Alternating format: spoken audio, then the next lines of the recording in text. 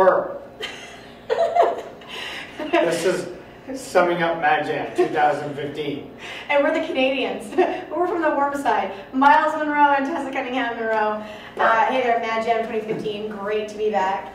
We had a great time teaching the Thursday night workshop in place of Jordan and Todd, who were stuck in Philly and couldn't get here in time. So that was a really fun class Thursday night to kick off the event. We were talking a lot about turn transitions. Right.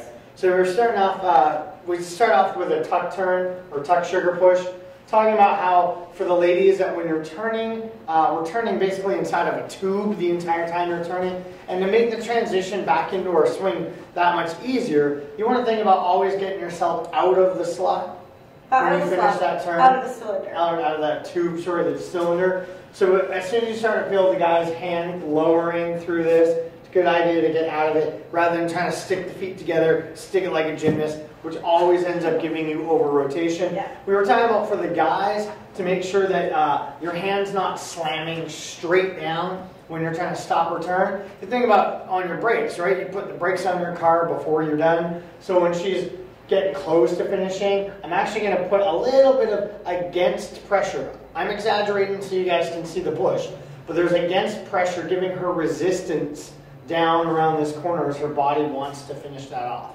Right? And that gives us a nice smooth turn. Tessa gave the ladies a little bit of styling here when you came out of it.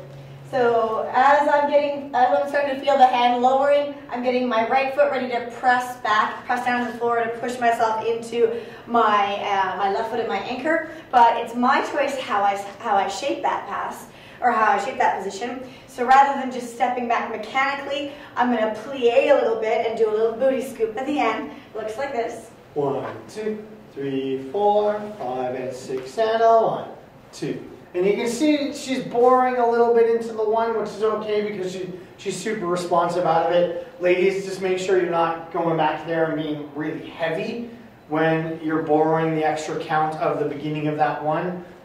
Let him have a bit of that. Yep. Then we were going into our left side pass variation because here we were talking about keeping her balanced with motion. So rather than, again, coming off this double turn, which on carpet we're not going to go crazy with, coming off the turn, rather than just trying to stop and stick it like a gymnast, we're coming off of this turn, rolling her through, generally off of 2 or 3, and as the hand comes down this time meters, we're putting more side pressure on her, and we're taking her off the track, off the path, to keep her in motion, right? Again, you get balance through that motion. So I have choices. I can either just back her straight up and let her float back, but it's a lot nicer with today's modern West Coast swing to be taking it either on the diagonal or actually straight across the slot. When you go, it gives some depth to the movement.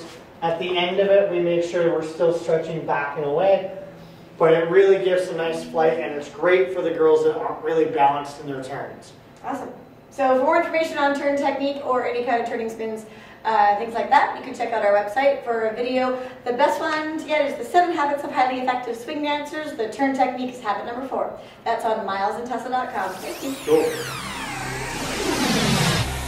MADjam Productions.